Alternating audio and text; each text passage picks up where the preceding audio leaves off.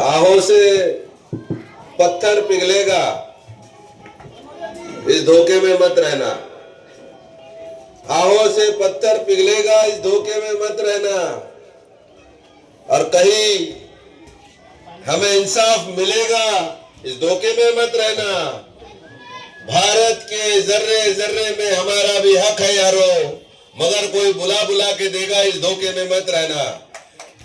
साथियों, भारत देश के बहुजन समाज को संघर्ष की प्रेरणा देने वाले हमारे संत गुरु महापुरुषों को विनम्र अभिवादन करते हुए बहुजन समाज पार्टी के हमारे उम्मीदवार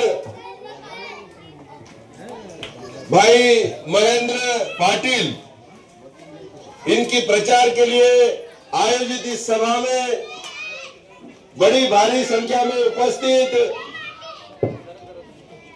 इस 135 वार्ड के आप सभी नागरिक मतदाता भाइयों बहनों बंधुओं और बहनें, तो इस मंच के ऊपर आप सभी लोग जो देख रहे हो, इस 135 वार्ड के एक लाडले नेता हमारे भाई शब्बीर पेटकर भी इस मंच के ऊपर महेंद्र दादा के साथ, महेंद्र पाटिल जी के साथ मौजूद है। इस जोड़ी के बारे में मैंने आपको बाहर से आकर कुछ बताने की जरूरत नहीं है कि महेंद्र पाटिल और शब्बीर पेटकर जी का इस मंडाला के बस्ती को खड़ा करने में क्या योगदान है। मैं बहुजन समाज पार्टी के तरफ से आपको यह आश्वासित करने आया हूं कि बिना किसी पद के, बिना किसी आमदार की, खासदार की बोलो या नगर सेवक होते हुए भी अगर ये लोग हमारे उम्मीदवार यहां पर पानी पहुंचा सकते हैं, यहां पर बिजली पहुंचा सकते हैं, आप लोगों की ये झुग्गी झोपड़ियां जो चारों तरफ फैली हुई है इस मंडाला में, जब ये टूटने की नौबत आई तो अपनी जान की बाजी लगाकर इसको गिरने से रोक सकते हैं, तोड़ने से रोक सकते हैं। तो साथियों, अगर आप इनको नगर सेवक बनाकर भेजते हो तो हमारे इस भाई को एक बड़ी ताकत मिलेगी और आपकी झोपड़ियों को, आपकी झोपड़पट्टी को किसी भी तरह की समस्या, आप हम लोग यहाँ से जब आते हैं तो आप देखते हो रोज यहाँ पे रहना पड़ता है आपको। कई सालों से यहाँ आप रह रहे हो। इतने सालों में जिस शिवसेना ने महानगर पालिका के ऊपर राज किया, इतने सालों में जिस भारतीय जनता पार्टी ने शिवसेना के साथ में मिलकर राज किया, इतने दिनों में कांग्रेस जैसी पार्टी ने देश के ऊपर, राज्य के ऊपर इतने सालों तक राज किया, किसी ने भी हमारे दुख दर्द को, हमारे तकलीफों को दूर करने की कोई भी कोशिश नहीं की। अगर कोशिश की होती तो आज भी यहां चलने के लिए ढंग की सड़क नहीं है। आज भी हमारी इधर सैनिटेशन की, नालियों की समस्या जैसी की वैसी है। आज भी हमारे बच्चों के लिए न ढंग की स्कूल है, न हमारे लोगों के लिए ढंग का अस्पताल इधर है। कल हमने उधर 30 फीट रोड पे 2 दिन पहले सभा की। उस 2 दिन पहले सभा जो 30 फीट रोड पे हुई, उधर पता चला कि यहाँ बड़ा अस्पताल तो छोड़ो, यहाँ पे डिस्पेंसरी भी का भी अभाव है। अब साथियों, हमारे लोग अगर बीमार पड़ जाए तो क्या होगा? हमारे लोग अगर पानी के लिए मरमरे जा रहे हैं तो क्या करेंगे? उन्होंने कहा जाना चाहिए। और फिर हमको लगता है हम बड़ा आंदोलन करेंगे तो पानी आएगा, हम बड़ा आंदोलन करेंगे तो हमारी समस्या छूट जाएगी। साथियों, जब चुनाव का समय आता है उस वक्त बिना आंदोलन किए मैं आपको रास्ता बताता हूं। आप हजारों की संख्या में, सैकड़ों की संख्या में बीएमसी के ऑफिस में जाके मोर्चा निकालते हो, चिल्लाते हो, नारे देते हो, घोषणा देते हो, छोटी मोटी समस्या के लिए अपनी एनर्जी लगाते हो। लेकिन ये चुनाव बाबा साहब अम्बेडकर ने हमको एक हथियार दिया है, वोट का हथियार। आपको बता रहा हूं, आप ये 15 जनवरी को देखो, मैं आपको बताता हूँ, आपने कई मोर्चे निकाले, मैं जानता हूँ, मैं इस मंडाला से नया नहीं हूँ, परिचित हूँ। कई मोर्चे आप लोगों ने निकाले अपनी समस्याओं को लेकर। लेकिन समस्या छूटी? आप लोग बताओ मुझे, एक भी समस्या आपकी छूटी हुई नजर नहीं आती। अगर मोर्चे निकालने से समस्या नहीं छूटी तो मैं आपको, बाबा साहब ने हमको जो मैसेज दिया है वो मैसेज लेके आया हूं। बाबा साहब ने अपने लोगों को वोट का अधिकार देकर ये कहा कि अपनी समस्याओं से मुक्त होने के लिए आप लोगों को एक सादा सा काम करना है। जब आपके उम्मीदवार मैदान में खड़े रहेंगे जिसके ऊपर आपकी समस्या छुड़ाने की जिम्मेवारी है, तो वोटिंग वाले दिन उस उम्मीदवार को वोट करना है। वोट भी आपको जाकर चुपचाप, एक छोटा सा बॉक्स बना रहता है, उसके अंदर जाओ, बटन दबाओ, चुपचाप वापिस आ जाओ। ना नारा लगाने की जरूरत है, ना घोषणा देने की जरूरत है। अगर आपको काम न करने वालों को सबक सिखाना है और काम करने वालों को जिता कर देना है, तो मैं आपको बहुजन समाज पार्टी के माध्यम से बता रहा हूं कि हमने महेंद्र पाटिल जी को उम्मीदवारी यहां पर दी है। 40 साल आपके साथ ये आदमी कंधे से कंधा लगाकर आपके सुख दुख में खड़ा है। न किसी की जाति देखी, न किसी का धर्म देखा, सबके साथ ये आदमी खड़ा है। और वैसी ही पार्टी भी उन्होंने चुनी है चुनाव लड़ने के लिए, बहुजन समाज पार्टी, जो इस देश की तीसरे नंबर की बहुजनों की पार्टी है। कांग्रेस बीजेपी पहले दूसरे नंबर पे होगी, लेकिन हमें भी गर्व है, हम महसूस करते हैं, फक्र महसूस करते हैं कि मान्यवर कांशीराम जी के मेहनत से बहुजन समाज पार्टी राष्ट्रीय पार्टी बनी। और मान्यवर कांशीराम जी के जाने के 20 साल के बाद आज भी बहन जी के दमदार लीडरशिप के अंदर बहुजन समाज पार्टी आज भी देश की तीसरे नंबर की पार्टी बनी है, बरकरार है दर्जा। और ये मैं बीएसपी का नेता हूं इसलिए नहीं बोल रहा हूं, ये हम बीएसपी के कार्यकर्ता है इसलिए नहीं बोलते। ये इस देश का चुनाव आयोग का रिपोर्ट है कि देश में अगर भारतीय जनता पार्टी 1 नंबर पे और कांग्रेस 2 नंबर पे होगी, जो हमारी नहीं है, तो हमारी खुद की बहुजन समाज पार्टी इस देश की तीसरे नंबर की पार्टी है। ये चुनाव आयोग के आंकड़े हैं। और साथियों, अगर इस बात को हम लोग समझ जाए, मुझे पता है यहाँ पर रहने वाले ज्यादा से ज्यादा लोग उत्तर प्रदेश बिहार से आए हुए हैं। आप लोगों को बहुजन समाज पार्टी की नेता, जब हमारे बहन मायावती जी का शासन उत्तर प्रदेश में था, 4 नंबर तीसरे नंबर की राष्ट्रीय पार्टी ऐसे नहीं बनी है, ऐसे ही नहीं बनी है। और जब बहुजन समाज पार्टी की हुकूमत बहन जी के नेतृत्व में उत्तर प्रदेश में थी, तो आपने देखा है कि यहाँ छोटे मोटे गुंडे आकर दादागिरी करने की कोशिश करते हैं। गुंडों का डर डरा दिखाकर हमारे वोटों को लूटता जाता है। अरे जब बहन जी की हुकूमत उत्तर प्रदेश में थी, आप लोगों को अच्छे से मालूम है, आप आए दिन हर साल में 2 बार यूपी जाते हो, मुझे पता है। तो जब बहन जी की सरकार यूपी में थी, तो गुंडे उत्तर प्रदेश छोड़कर भाग जाया करते थे।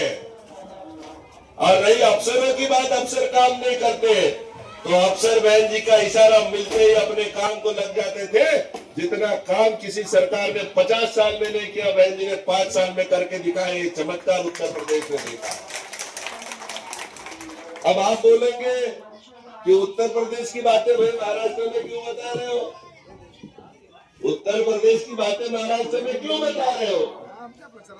तो हमारे महाराष्ट्र के लोगों को बताना इसलिए जरूरी है कि महाराष्ट्र में लोगों को गुमराह करने के लिए अलग अलग तरह के हथकंडे इस्तेमाल किए जाते हैं। मैं बता इसलिए रहा हूँ महाराष्ट्र के हमारे लोगों को,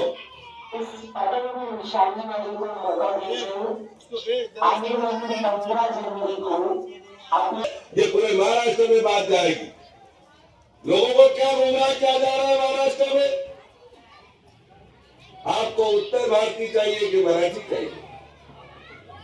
लोगों को देखो, जिन्होंने लोगों में झगड़े लगाकर अपनी राजनीतिक रोटियां सेकने का काम किया है, वही लोग आज दोस्ती की दुहाई देके बातें कर रहे हैं।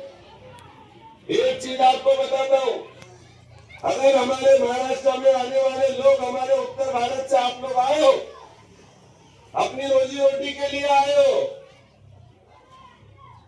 श्याम महाराज, महात्मा फुले, बाबा साहब अम्बेडकर को अपना मसीहा मानते हो तो हमें ये फर्क नहीं पड़ता है कि आप उत्तर भारत से आए हो या मराठी हो।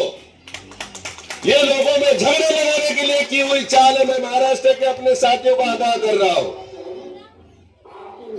या लोकांना असं वाटतं महाराष्ट्रातील या लोकांना, राजकारण्यांना असं वाटतं मराठी आणि परप्रांतीय भारतीय माझे बांधव आहेत, सारे भारतीयांचा मला अभिमान आहे। प्रतिज्ञा घेणाऱ्या लोकांना सांगू इच्छितो की जर सगळे भारतीय माझे बांधव आहेत तर उत्तर प्रदेश, बिहार मधले लोक परप्रांतीय कसे?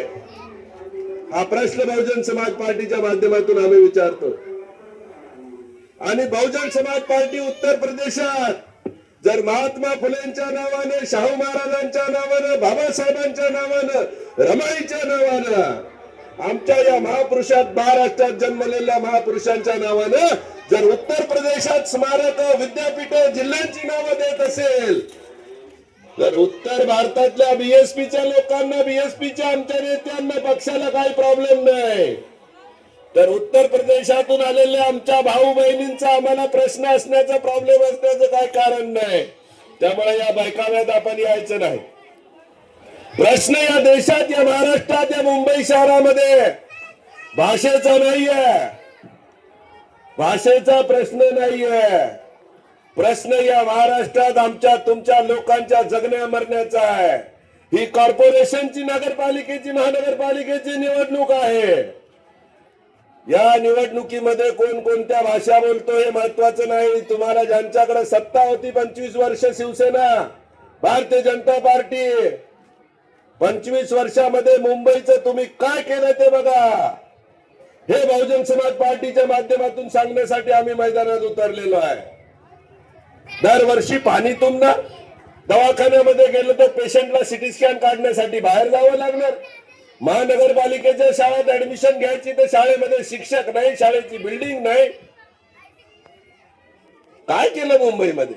कोणत्या वार्डांमध्ये, झोपडपट्ट्यांमध्ये रस्ते बघा तुम्ही। मैं याद करता हूं मान्यवर कांशीराम जी को, आप लोग हमको परप्रांतीय बोलते हो। मान्यवर कांशीराम जी का किस्सा मैं आपको बताता हूं। कांशीराम जी की सोच और दृष्टि, विजन क्या था ये मैं बताता हूं। देखो, एक जमाने में पाकिस्तान और भारत का जब बंटवारा हुआ तो लोग भारत में आए थे पाकिस्तान से। उनको रेफ्यूजी वर्ड यूज करते, रेफ्यूजी, शरणार्थी, शरणार्थी बोलते। तो दूसरे देश से अपने देश में आए हुए लोगों को शरणार्थी बोलते हैं। मान्यवर कांशीराम जी ने अपने आंदोलन को चलाने के लिए हमारे लोगों के समस्याओं को सही तरीके से पहचाना और एक शब्द इस्तेमाल किया, भारतीय शरणार्थी। भारतीय शरणार्थी, और उनके लिए एक आंदोलन भी खड़ा चलाया, पूरे देश में चलाया। क्या है मैं समझाता हूं आपको। कौन है ये भारतीय शरणार्थी? ये भारत के ही लोग, भारत ही देश में शरणार्थी कैसे?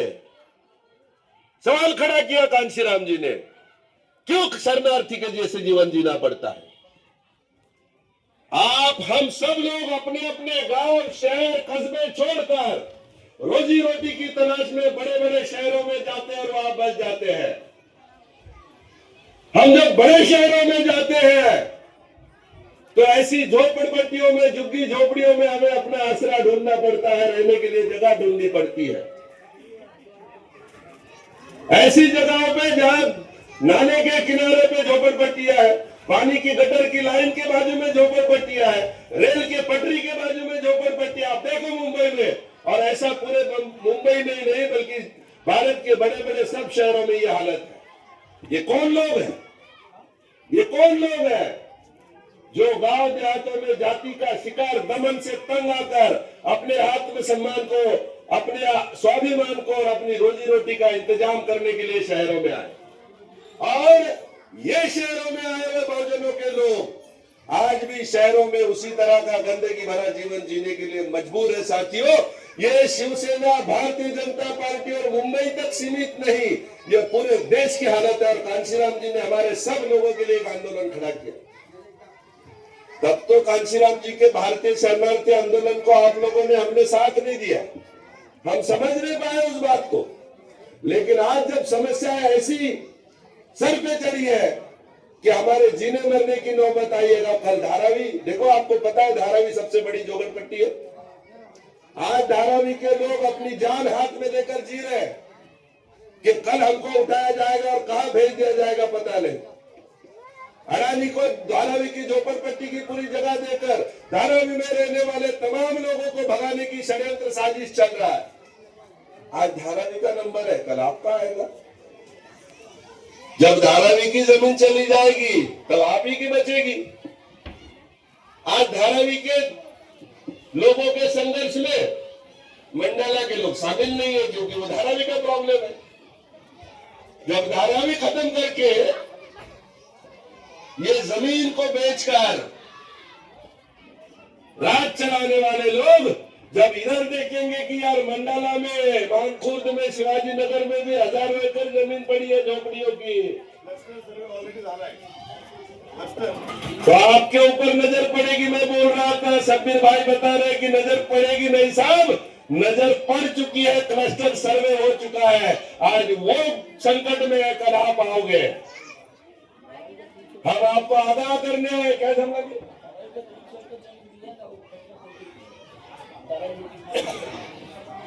देवनार कचरा ने पहुंचा, हाँ, डंपिंग ग्राउंड का जमीन 300 एकड़, बड़े बड़े एकड़ों में, सैकड़ों में काम चल रहा है साथियों। आज अगर नहीं जागोगे, 35 साल 40 साल पहले कांशीराम जी ने ये प्रॉब्लम को आइडेंटिफाई करके हमारे लोगों को बचाने की कोशिश की। आज कांशीराम जी का साया जिसको कहा जाता है, कांशीराम जी का साया करके बहन जी साथ में रही और जाने के बाद भी कांशीराम जी के आंदोलन को चला रही है।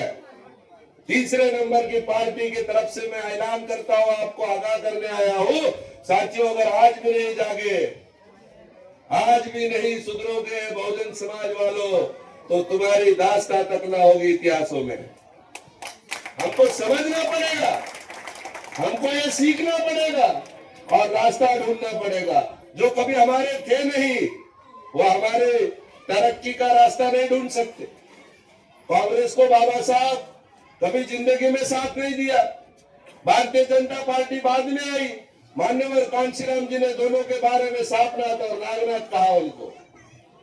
एक सापनाथ है तो एक नागनाथ है, ऐसा कांशीराम जी कहते हैं।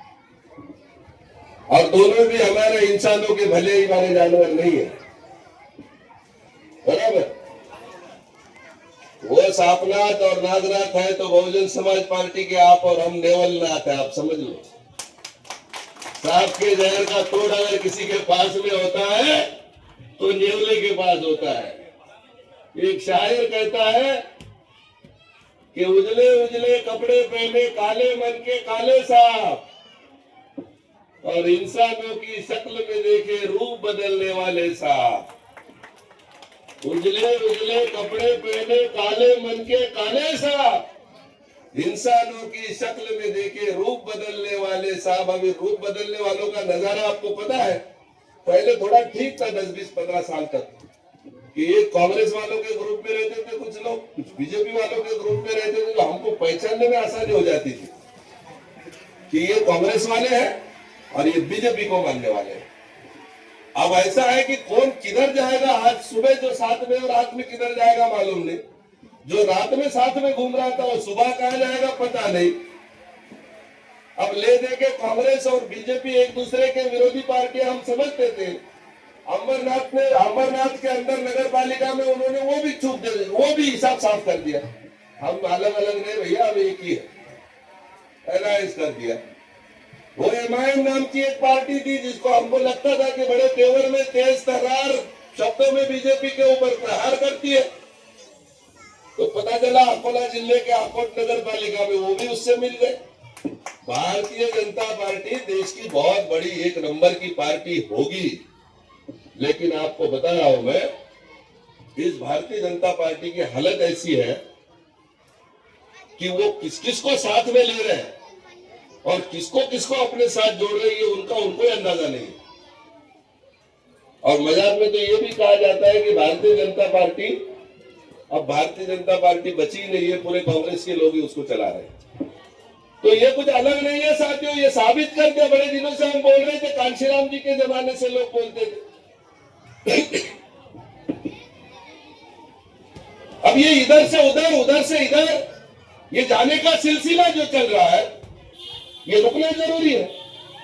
और अगर रुकना जरूरी है तो जो एक अलग अपनी पहचान लेके चलता है, उसके साथ चलने का मन भारत की जनता बना चुकी है, महाराष्ट्र की जनता बना चुकी है, मुंबई की जनता बना चुकी है। और मुंबई की जनता ने बहुजन समाज पार्टी को अपना नुमाइंदा, बहुजन समाज पार्टी को अपना प्रतिनिधि करके रूप में चुना है। और बहुजन समाज पार्टी को अपनी पार्टी करके चुनने के बाद 76 उम्मीदवार इस मुंबई के अंदर खड़े हैं। सबसे बड़ी बहुजनों की पार्टी बहुजन समाज पार्टी इस मुंबई शहर में उभरी है। तो मैं आपको बता रहा था रंग बदलने वाले सांपों की कथा।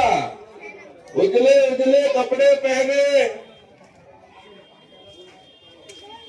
उजले उजले कपड़े पहने, उजले उजले काले सांप, इंसानों की शक्ल में देखे रूप बदलने वाले सांप। तो हम क्या करेंगे, हमको क्या करना चाहिए? मैंने आपको बताया हम कौन है। तो उजले उजले कपड़े पहने, काले मन के काले सांप, इंसानों की शक्ल में देखे रूप बदलने वाले सांप।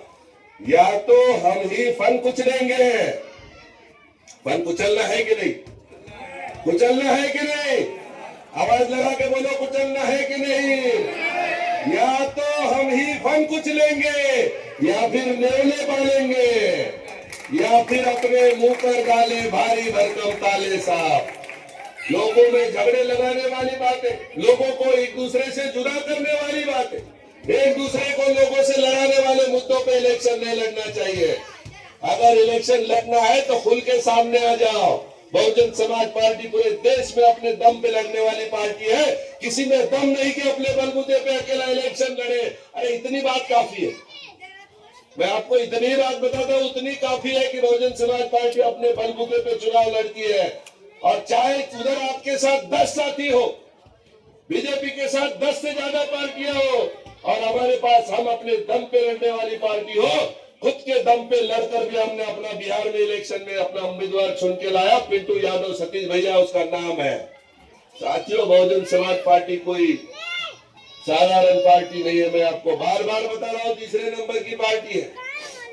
और महाराष्ट्र के लोगों ने, जनता ने, मुंबई की जनता ने भी बीएसपी को अभी अपना मानना शुरू किया है। साथियों, हमने आपको देखा है, आपकी साथियों इधर की जो समस्याएं हैं, उन समस्याओं से इजाद पाने के लिए हमने ऐसा उम्मीदवार दिया है कि जो किसी को डरेगा नहीं। आपको लगता है महेंद्र पाटिल डरते हैं किसी से? तो गुंडों का डर निकल गया। हमने ऐसा उम्मीदवार दिया है, दादा आपके बारे में मैं आपके भरोसे पे बोल रहा हूँ, ऐसा उम्मीदवार दिया है कि जो डरेगा नहीं। ऐसा उम्मीदवार दिया है, इतना पैसा है इनके पास कि ये पैसे में बिकेगा भी नहीं, लालच में नहीं आएगा। तो जो डरेगा भी नहीं और बिकेगा भी नहीं, तो करेगा क्या? आप लोगों की आवाज बनकर मुंबई महानगर पालिका से आपको जो जो चाहिए वो चीज ला के देगा, ये मेरा आपको वादा है। हमने आपकी प्रॉब्लम समझकर आपको उम्मीदवार दिया है, हमने अपना फर्ज निभाया है साथियों। और नेशनल पार्टी का फायदा क्या होता है? कितने नंबर पे अपन? आपको निशानी बहुत हो, मशीन पे ज्यादा ढूंढने का भी काम नहीं, कहाँ है कितने नंबर पे, कुछ नहीं बताने की जरूरत। अपनी निशानी 1, 2 या 3 नंबर पे रहती है हमें। नेशनल पार्टी का ये फायदा होता है। बहन मायावती के हम शुक्रगुजार हैं, हम आभारी हैं, आभार व्यक्त करते हैं कि कांशीराम जी के जाने के बाद भी आज तक बहन जी ने अपने सक्षम नेतृत्व में हमारी इस बहुजन समाज पार्टी का तीसरे नंबर का दर्जा आज तक कायम रखा, और इसके बाद भी ये कायम रहेगा, इसका विश्वास व्यक्त करते हैं हम। बहन जी के ऊपर इतनी श्रद्धा है। साथियों, बस आपको एक चीज करनी है, अब थोड़े में मैं अपनी बात को खत्म करूंगा। अगर पार्टी ने अपना काम किया है, मैंने आपको सब बता दिया, आपके दोस्त कौन है और आपका दुश्मन कौन है, तो फिर आपको क्या करना है? आपको इलेक्शन वाले दिन जब बहुजन समाज पार्टी इतनी ताकत से, देखो सैकड़ों की तादाद में लोग इस सभा में बैठे हैं, इतनी ताकत से बहुजन समाज पार्टी जब यहाँ लड़ रही है, तो बहुजन समाज पार्टी को रोकने के लिए आप लोगों को डराया जा सकता है। मैं आपको आगाह कर रहा हूं, आपको धमकाया जा सकता है।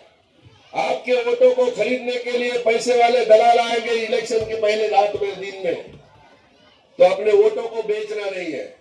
ये वोट अगर हम बेचेंगे तो ये समझ के चलो कि हमारे बच्चों का भविष्य बेचने के लिए हम लोग निकले हैं।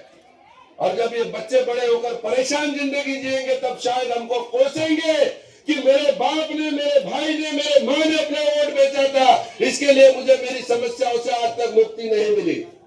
साथियों, हमें अपने औलादों की गालियां नहीं खानी है। हम अपने वोट का सौदा नहीं होने देंगे।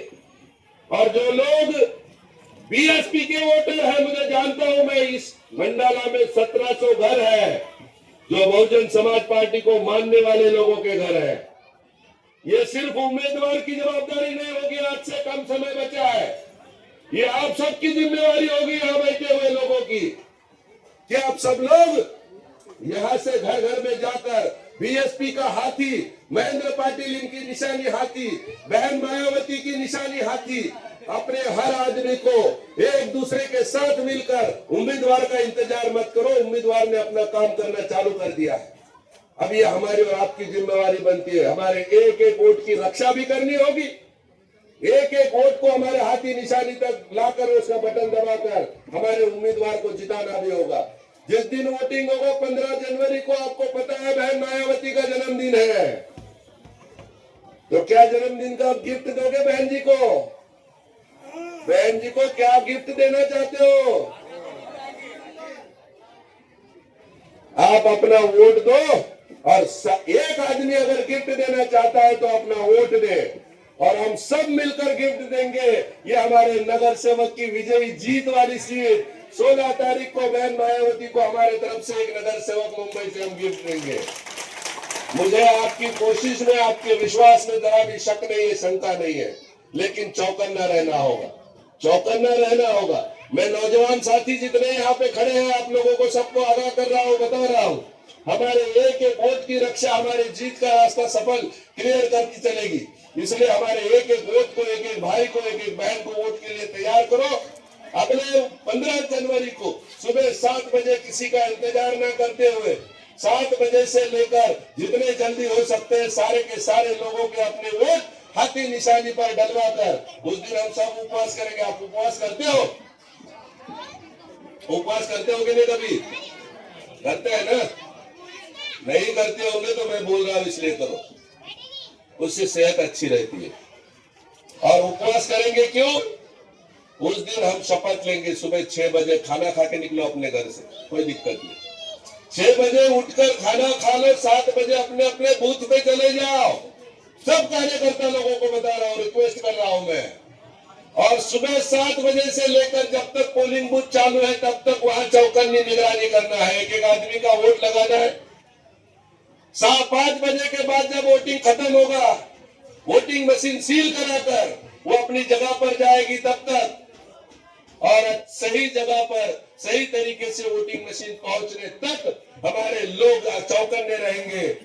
और उसके बाद शाम को हमारा उपवास छूटेगा। हम तो बड़े शान से, गर्व से कहते हैं यार कि बहन जी ने 4-4 बार यूपी में सरकार लाई। वो ऐसे हवा की बातों से थोड़ी आई है। लोगों ने कुर्बानी दी है, लोगों ने त्याग किया है। आप लोगों को शायद पता हो, ये इस तरह के लोग भूखे दिन भर रह के पूरा काम जब तक होता नहीं, हर बूथ का बंदा ये सोचता है कि मेरे बूथ पे जितने वोट है उतने जब तक नहीं गिरेंगे मैं खाना नहीं खाऊंगा, पूरा दिन काम करते तब जाके सरकारें बनती है। अब ये यूपी में जो हुआ, हम भी उससे सीख लेकर अपने महाराष्ट्र में भी ये नजारा दिखाना चाहते हैं, जिसकी शुरुआत मंडाला से होगी। ऐसा विश्वास आप लोगों की सबकी तरफ से व्यक्त करता हूँ। हवा बदल रही है, कोई आएगा बताएगा बीएसपी का कुछ नहीं है, भरोसा मत रखना। 18-20 लाख लोग बहन जी की एक आवाज पे आए थे लखनऊ में पिछले महीने। बीएसपी की हवा कभी खराब खत्म नहीं होगी, आप शायद याद रखना। एक इशारे पे 20 लाख लोगों को बुलाने की ताकत आज देश के प्रधानमंत्री में भी नहीं, याद रखना। वो बहन मायावती में इतनी ताकतवर नेता के हम कार्यकर्ता है। इस ताकत को मुंबई में आजमाना है, मुंबई में हमारे महेंद्र पाटिल के हाथी निशानी का 3 नंबर बटन दबाकर 15 जनवरी को बहन जी को गिफ्ट देंगे। हवा बदल रही है, चिराग मेरे देखकर मचल रही है हवा, चिराग मेरे देखकर मचल रही है हवा। लोगों की होश नींद उड़ चुकी है अभी आपके 135 वार्ड में। चिराग मेरे देखकर मचल रही है हवा, और आजकल कुछ ज्यादा ही जोरों से चल रही है हवा। भारतीय जनता पार्टी को इतने खराब दिन आ गए कि फिल्म के सितारों को बुला बुलाकर भाषण करवाने पड़ रहे हैं, फिल्मी सितारों को बुलाकर भाषण करवाने पड़ रहे हैं। यहाँ उम्मीदवार नहीं मिला तो बाहर से उम्मीदवार लाकर खड़ा करना पड़ रहा है। हमने तो आपकी जमीन से जुड़ा हुआ भूमिपुत्र आपको उम्मीदवार दिया है।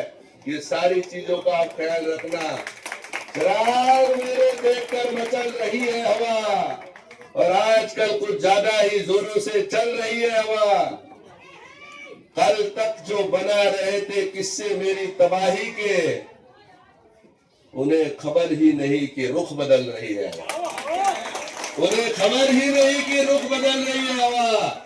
ये बदलता हुआ रुख 16 तारीख के विजयी रैली का आधार बने, बीएसपी का उम्मीदवार यहाँ से नगर सेवक बने। इस आशा और उम्मीद के साथ आपको अपील करते हुए अपनी वाणी को विराम देता हूँ। जय भीम।